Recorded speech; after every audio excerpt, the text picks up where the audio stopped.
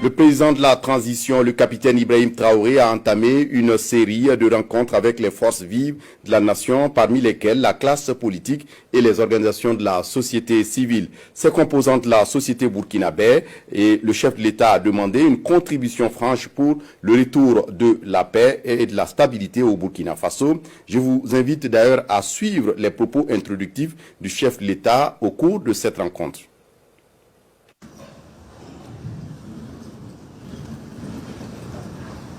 Je tenais donc à ce qu'on se parle de façon franche, que vous compreniez ce qui se passe, là où nous sommes et vers où on pourrait aller. Et j'insiste, où on pourrait aller, parce que c'est une condition, ça dépendra de vous. Vous êtes les acteurs de la société burkinabé. Et je pense que l'avenir de ce pays-là est aussi entre vos mains. Donc, chacun à son niveau doit pouvoir faire un mea culpa et se demander qu'est-ce que j'apporte à cette patrie. C'est peut-être parce qu'aussi il n'y a pas eu de langage de vérité que les gens ne comprennent pas en fait ce qui se passe. Je parie que beaucoup de gens ignorent sérieusement la situation dans laquelle nous nous trouvons. Nous sommes à Ouagadougou, très souvent à Bobo-Dioulasso, en tout cas dans les grandes villes, et la vie est tout autre. Mais hors de ces villes, vous n'imaginez même pas ce qui se passe. Est-ce que tout le monde est conscient que le territoire est presque perdu? En tant que militaires, nous reconnaissons notre responsabilité. Mais qu'est-ce qui a mené l'armée à être comme ça? C'est ça aussi la question qu'il faut se poser. Parce qu'elle a été politisée. Elle a quitté même son fondement. Il faut avoir le courage de se le dire. L'armée a été infiltrée. Et chacun agit en fonction donc de certains bords politiques. Nous observons depuis très longtemps. Nous combattons et nous observons.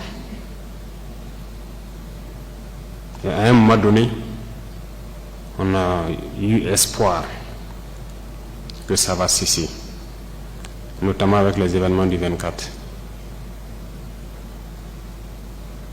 Mais ça n'a pas cessé. Et ça continue.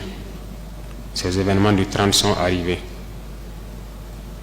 Je vais vous dire ce soir où est-ce que nous en sommes, où est-ce que nous partons. Et chacun serait libre, à partir de cet instant, de son action future, soit pour la patrie ou contre la patrie. De toute façon, nous sommes tous dans ce pays et vous comprendrez avec la présentation que personne ne va pouvoir quitter. Déjà entre Bobo et Ouaga, ça devient difficile. Quand la route sera coupée, que peut-être certaines personnes vont prendre conscience. Parce que ce n'est pas permis à tout le monde de prendre l'avion entre Bobo et Ouaga. Si c'est ce pays que nous voulons, eh bien, allons-y. Souvent, je me pose la question, est-ce qu'on se demande d'où vient le terrorisme? Pourquoi le terrorisme? Tout n'est pas terrorisme. Nous avons contribué, quand je dis nous, c'est la société, contribué à ce que cette situation arrive. Mais j'ai marché à travers une partie du Sahel. Je ne dis pas rouler, marcher à pied à travers le Sahel. Donc j'ai pris le soin de bien voir ce que c'est que le Sahel. Et je ne suis pas sûr que ici vous l'avez fait. J'ai marché de Gorom, passant par Oursi, aller à Déou, Tinakov, Tinasan, revenir sur Marcoy. Cette partie, on l'a fait. On a vu comment les gens vivent là-bas. Et on l'a fait, ça vaut 10 ans de cela. Et c'était prévisible que cette situation va arriver. Ça veut dire que c'est nous qui avons créé cette situation, la gouvernance. Il faut qu'on se dise cette vérité. On a tout fait pour abandonner certains peuples à cause de nos intérêts égoïstes. On ne pense qu'à nous. Comme jusqu'aujourd'hui, on voit les gens meurent ailleurs, mais à Ouagadougou, on fait la fête. On n'a aucune pitié pour l'autre. J'ai marché à travers ces zones, je les vois trimballer des bidons, marcher des kilomètres pour aller chercher l'eau. Je les ai vus en train de marcher des kilomètres pour trouver l'eau pour le bétail, et le bétail qui meurt en cours de route. Il n'y a pas de route là-bas. Il n'y a pas de route. Comment même un camion même pourrait arriver là-bas, ne serait-ce qu'avec un peu de tourteau pour que leurs animaux puissent manger? Il n'y a rien là-bas. Qu'avons-nous construit là-bas? Qu'avons-nous fait là-bas? Quel projet de développement avons-nous envoyé là-bas? Est-ce qu'on s'occupe même de leur vie? Rien qu'une simple eau. Qu'avons-nous fait de sérieux dans ces zones? C'est la question qu'il faut se poser. Et le territoire de cette partie, c'est hors de contrôle. Qui en est responsable? C'est nous. C'est nous. Il faut que chacun accepte ça. Nous avons toujours le slogan que c'est un pays pauvre. Vous êtes bien conscient que le pays n'est pas pauvre. C'est parce qu'on est méchant. On est sérieusement méchant entre nous. Les jeunes n'ont rien à faire. On a des terres cultivables. On a de l'eau. Comment on peut ne pas vouloir faire quelque chose pour eux?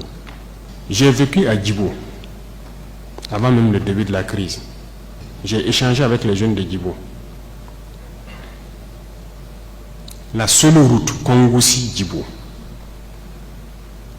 les camions ne viennent plus parce que les ponts datent des années 50 et les camions tombaient. Donc les camions ont décidé de ne plus venir. Ils produisent, en allant à Nassumbu à Bouro, ils produisent la tomate, ils produisent beaucoup de choses. Tout pourri. Ils n'arrivent pas à vendre. Leur marché de bétail, vous quittez Djibo jusqu'à Pétékoli, ils sont là avec leur bétail, ils n'arrivent pas à vendre. Mais vous voulez qu'ils fassent quoi, les jeunes? J'ai écrit un rapport en son temps pour qu'on puisse au moins se réparer cette route. La guerre n'était pas là. Personne ne viendra me dire le contraire. J'étais à Djibo, j'ai vécu là-bas. On n'a rien fait. Rien. Qui en est responsable? Il faut que chacun fasse son introspection et se rende que nous sommes les coupables de cette situation. J'ai fait l'Est. Aujourd'hui, on parle de Mansilla, de Tankwalou et autres. Je vous le répète encore, qui est responsable? Quand un seul fleuve, la Sirba, empêche que quelqu'un quitte Mansilla vers l'arrière en saison pluvieuse, pendant combien d'années on n'a jamais pu faire un seul pont sur la Sirba pour les permettre de communiquer avec le Burkina? Prenez la carte, vous regardez, cette zone est encerclée par un fleuve, la Sirba. Qu'avons-nous fait? Du côté de Tankwalou, j'ai écrit encore un rapport que j'ai remis au haut-commissaire quand j'étais là-bas,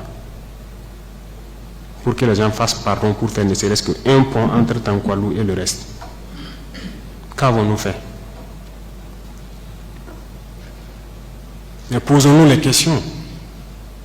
Nous sommes responsables du malheur qui nous arrive. Si on ne change pas de manière d'être, ne croyez pas que nous allons être là encore, dans ces salles climatisées à nous regarder. Non. Non. D'autres ne peuvent pas être là à souffrir pendant que d'autres sont dans un luxe insultant. On a été prévenus. On n'a jamais voulu écouter. Toute cette bamboula que nous faisons dans les villes, tout peut cesser d'un jour au lendemain, si on n'arrête pas ce que nous sommes en train de faire. Je sais que personne ne vous a déjà parlé comme ça, mais je vous le dis aujourd'hui franchement. Et chacun pourra choisir ce que nous voulons du Burkina. Je ne suis pas politicien. Je n'ai pas de langue de bois. Moi, je suis un militaire. Et je préfère vous dire la vérité. Chacun est libre de prendre ou de laisser. tout le monde roule dans sa voiture, tout le monde vit bien. On mange matin, on mange midi, on mange le soir. On fait ce que nous voulons faire. On est libre de parler, de dire ce que nous voulons. C'est la démocratie, c'est le droit, c'est tout. C'est tout ce que nous connaissons à Ouagadougou. Mais allez-y les voir, les enfants qui ont la peau sur les os. Allez voir les vieillards qui meurent de faim. Allez voir ces femmes qui ne peuvent plus allaiter parce qu'elles n'ont plus rien dans le sein. Allez les voir. Ne faisons pas semblant. Si nos journalistes n'ont pas le courage d'aller sur le terrain et vous ramener ces genres d'images, parce qu'on veut laver l'image du Burkina, je vous dis que c'est faux, ça existe. Quand je vous parle des gens qui mangent l'herbe, celui qui veut contester, je l'amène demain à les voir. Ça continue, ça n'a même pas cessé. Parce qu'on a pu ravitailler certains villages, mais d'autres pas encore, on est toujours en route. Aucun civil ne peut daigner même soutenir aussi avec des camions pour qu'on puisse être solidaire vis-à-vis de ces populations-là. C'est quelle intégrité? C'est quoi l'intégrité? Burkina Faso, c'est quoi? C'est ça qui nous a révoltés. Et on est toujours révoltés. Tant qu'on ne va pas soigner les maux de ce pays-là, on sera toujours révoltés. Pour l'instant, on a pu, dans l'armée quand même, réaliser quelques camions et transporter les vivres avec nos propres moyens, bien qu'on a loué d'autres même ajoutés, vers des populations qui mouraient de faim. Et même dans cette location, j'ai vu qu'il n'y a aucune pitié. Des citoyens savaient que c'est pour aller là-bas, mais ils sont restés sur des tarifs. C'est pour dire que la solidarité a disparu au Burkina. Ayez pitié des gens. Ayez pitié de la jeunesse. Ayez pitié des enfants. Qu'est-ce qu'ils ont fait, ces villageois-là, pour que quand le soleil tombe, eux, ils se retrouvent dans les grottes, dans les arbres, ils quittent le village. Et le matin, ils se pointent, ils regardent pour voir si tout va bien avant de revenir. Ils dorment dans la brousse. Ils ne peuvent pas dormir chez eux. On ne vous dit pas ces vérités. C'est la réalité du Burkina comme ça. On ne voit que nos villes. Nous sommes responsables de ce qui nous arrive. Et nous serons entièrement responsables de ce qui va suivre. Soit c'est du bon ou c'est du mauvais, ça dépendra de nos comportements dans le futur.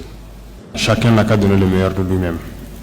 Et je pense qu'on peut y arriver. Je suis optimiste, j'ai foi. Et Inch'Allah, on va y arriver.